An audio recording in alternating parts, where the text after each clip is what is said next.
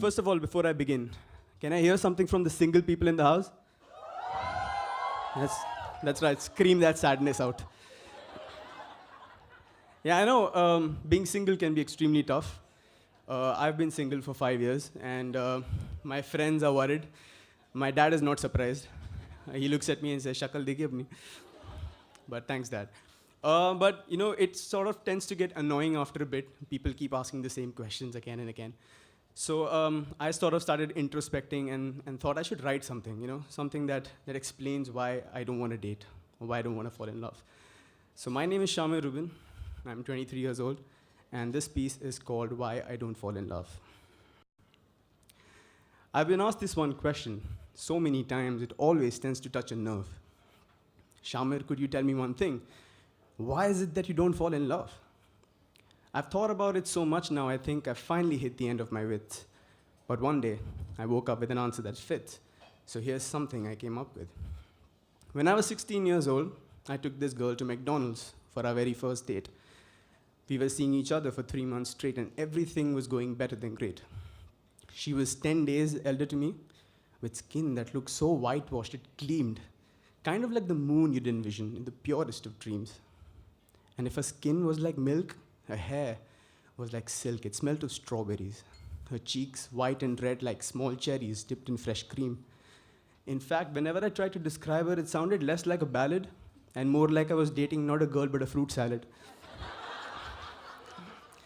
Anyway, I thought I'd take her out for a meal, spend a day telling her exactly how I feel. How having her around was a big deal for a guy who didn't know the first thing about love. She spent the first few hours looking into my eyes, the rest with her face in chicken McGrills and French fries. But yeah, it felt kind of nice knowing that my heart finally felt like the little things could suffice. So as she finished and had her fill, we walked up to the counter to pay the bill. You see, this is the part that made me wary, because the things printed in that paper were scary for someone who didn't like spending too much. Now, I was cautious, being a miser is what you'd call it, but it was simple self-defense for a guy with more dust than money inside his wallet. So as I grabbed the paper, my palms started to sweat, my throat went dry, and my forehead was wet. I turned around, and she was there, smiling. So I smiled back, in regret. I think my love blinded me to how she hogged one burger after the other. 400 rupees. I was dating Godzilla's mother. I snatched the paper away and stared at what was in it, losing my patience with it, growing paler by the minute. She tugged at my shirt and said, "Is everything okay, baby?" Like if I said no, it would make a difference, maybe. But then I thought I could make a few exceptions. After all, isn't love about learning to live with imperfections? 2 years later, I started off with a blank slate. I found myself in the midst of yet another date. I'd known this one for 19 years now. In fact, right from the very beginning of my days. I stood on a white-tiled hospital floor, and she was in a bed, sore in a half-paralyzed state. We'd been here several times straight now, and things were anything but great. She was 24 years ahead of my age, but with a beauty that even today leaves me in a daze. Her skin had creases and had started to sag. Her face looked like it had been dragged through 6 weeks of jet lag, but that smile, oh, that smile was the best thing you could ever have. For the first few hours, we stared at each other in quiet silence. For the rest, I gazed at scars left by chemotherapy's violence, cuts and bruises uninhibited for a sin my mother never thought of, let alone committed. So as we started talking, one of the doctors I'd seen around walked in. You see, this is the part that made me wary, because the things printed in that paper were scary for someone who wanted to see her recover. I walked outside the door, onto this suffocating corridor on the second floor. I walked up to these benches arranged in a line, my mind preoccupied with how she was doing with the chemotherapy needle slowly piercing her spine. Was she crying? Was she fine? I could never tell. But those moments, I remember, are my first memories from hell.